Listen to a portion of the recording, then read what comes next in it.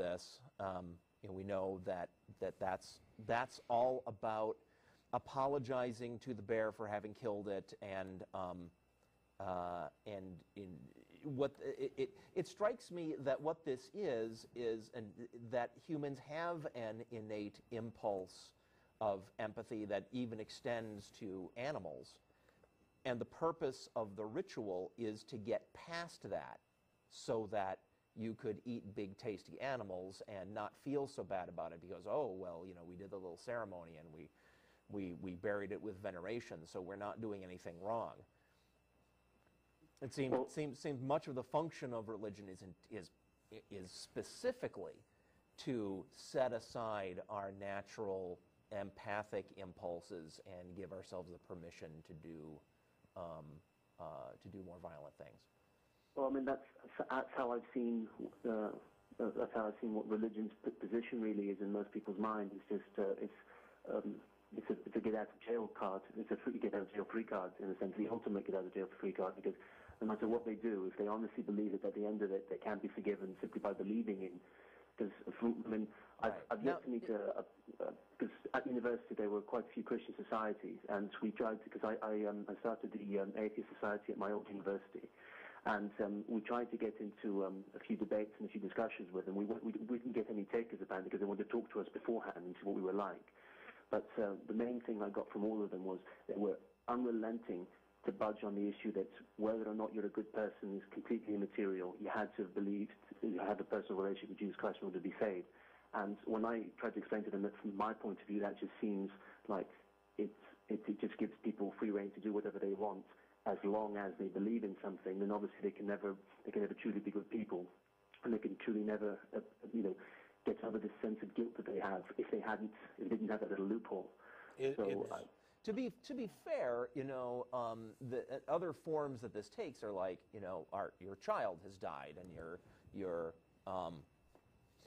suffering from grief, and believing that kind of thing, that the child had a soul and the soul has gone on to a happier place and all that. I mean, that's harder to point fingers at and say, that they're just trying to get out from having to face up to their natural human impulses. I mean, that's more understandable. But yeah, now we're getting into the territory of hell and the us versus them mentality, and if you're not one of us, then you're an evil sinner automatically, no matter how you actually behave. Yeah, and that's a much longer call. Maybe we should. Yeah, and actually we're going to move on after this, but I want to make the point that you have to be careful that we don't oversimplify the positions. First of all, Christianity isn't one thing. It's not any, despite having a unifying label, it's not even a collection of unifying doctrines within, for example, Protestants, let alone Protestants, Catholics, etc.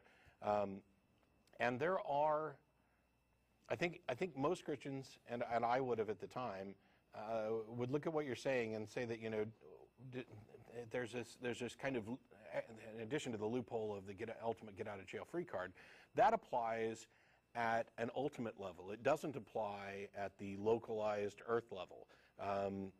And there are plenty of verses and doctrines that encourage people to behave within Christianity, behave in a way that is conducive to a productive society. There are also some that, aren't, as long as you've got a book that's going to advocate slavery and the subjugation of women, etc.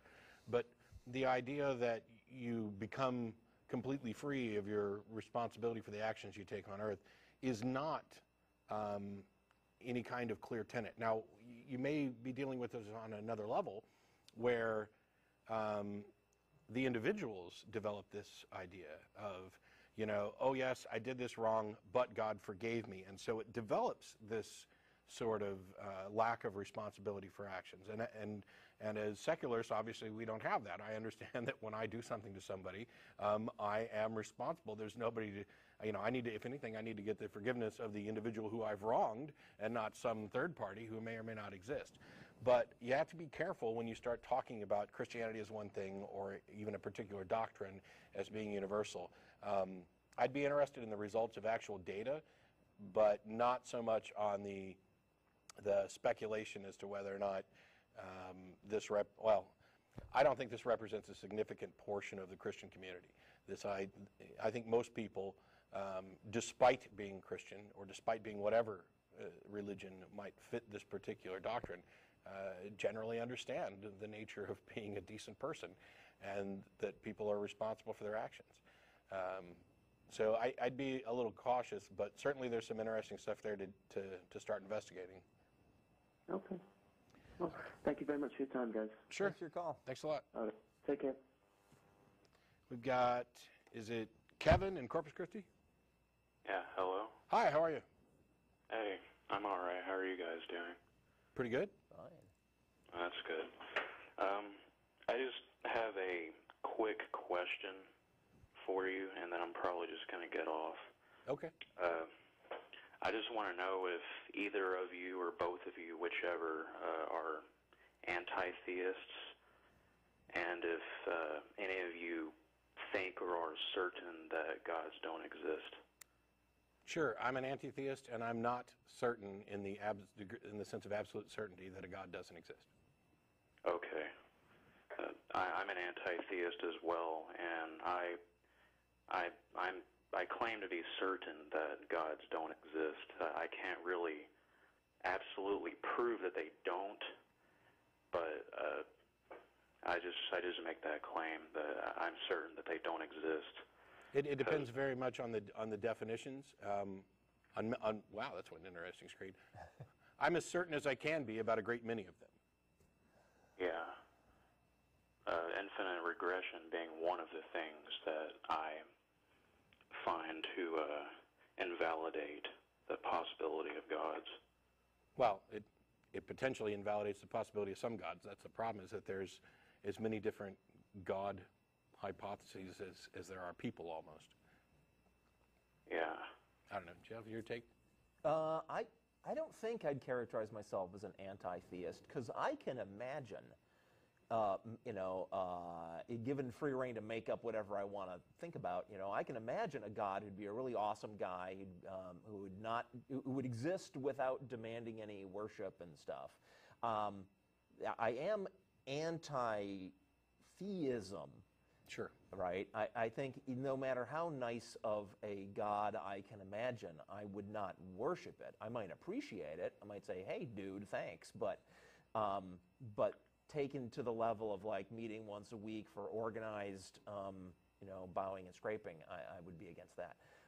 And as for my certainty as to whether gods exist or not, again, like Matt said, it all depends on the definition. If I meet some South Seas Islander and he points to his totem pole and says, that's my God, then, I really don't have a lot of choice. I say, okay, your God exists. He's that hunk of wood over there. Then we get into questions about whether that hunk of wood has the magical powers that he attributes to it, but that's a separate question. Yeah, I'm just mainly talking about like magical gods, magical entities that are supposedly outside space and time and don't need to be created by any separate process, things like that. Yeah. Sure. I'm kind of with Jeff. I think we're talking about the same thing, but quibbling a little bit over labels. In that, sure, I could probably imagine something that would qualify as God, which I'm perfectly happy with. And I'm not opposed to the idea of God, just as I'm not opposed to the idea of an afterlife. But of the gods that have been presented and considered, I'm opposed to them as I use anti-theist in the way to mean that it goes a step beyond atheism, which is I don't believe in any gods. I believe, in fact, there are no gods, at least with regard to the ones that I've considered, et cetera. In what I would consider in any meaningful sense of the word, I don't see any likelihood that there are gods. I'm actually more anti-religionist or religion than anything. Agreed. I'm opposed to worship just as a concept. I find it absolutely absurd that even if a God existed, that it would need, want, or expect worship. I mean, that's just absurd to me. And likewise with, concepts of sin and other things. But all right, we're going to go ahead and try and get some more callers in. I appreciate it, Kevin. All right, thanks for the reply. Sure, thanks. We've got Timothy in Mobile. Hello? How you doing, Timothy? Hey, I just want to say first off, just right off the bat, I just started watching y'all a couple days ago. I've been watching back stuff on YouTube, and I think y'all have the patience of a saint for handling some of the apologetics that just continuously get thrown over and over and over again. I want to bang my head on my keyboard sometimes. It's a good thing I'm not Catholic then, because I wouldn't be able to donate my organs, which is something I'm actually looking forward to. Well, I'm not looking forward to it. Like, let's go get this over. We all are, Matt. We're all looking forward to you donating your organs. I've had my eye on certain body parts of yours for quite some time. Wow, that sounded wrong. All right, so Timothy has an issue. Yes, Tim. Yeah. See, it's really weird. I've had this job. I worked at this cafeteria in town where I live for about 3.5 years. Sure. And there was this old woman that I used to work with, and we were really good friends. And I mean, she knew I was an atheist, and I knew she was kind of a devout Christian. She wasn't married, but she had a boyfriend that she had lived with for a long time. And we were actually really good friends. You know, we shared personal secrets. I would help her out with money. Sometimes she would help me out with stuff. Sometimes, you know, we were friends, and we worked together. And her boyfriend died in a car accident. He had a heart attack and died about 6 months ago. And ever since that happened, she's become this kind of, I think this is just my supposition, but I just feel like she's become afraid of death. And it's like she can't deal with it anymore. She used to be a really carefree person, but she just kind of lost this. There's something missing that's keeping her tied to reality. You know, she's still there kind of mentally, but it's kind of hard to explain. But basically what it amounts to is she suddenly has this huge problem with me being not a Christian. And to the point where it's starting to interfere with my job, and I actually ended up having to put in my 2 weeks notice and find another job because I tried to talk to my boss about it, and I figured my boss would be, you know, she's my boss, she should know better. And one day this old woman had tried to convert me on the spot, and I kind of tried to shut it down because I'm like, we're at work, you know, let's not do this. You know, no place for that. And she kept coming at me, and I would try to walk out of the room, and she would follow me. And so I had brought it up to my boss, and she did the same thing to me. Wow. And she started, you know, well, how do you think the universe got here? You know, well, how you saying we came from monkeys and that sort of stuff. And I just finally said, all right, you know what, and I let it go. But I was asking a lot of people for advice, though, and I went to a forum that I visit regularly for some band I like, and people were talking about how they would handle it, and they were basically giving me advice, which is pretty much what I was already doing, that I should keep it low and let her be the one that makes it about religion, you know, and just deal with my job and do my job so that they can't, because she's just looking for things to say about me to cheapen my work, you know, my image at work and try to make me look bad. And so I figured, and that's what I did, and I left on good terms with that job. I was just kind of wondering, I mean, I don't really know what y'all do outside of this.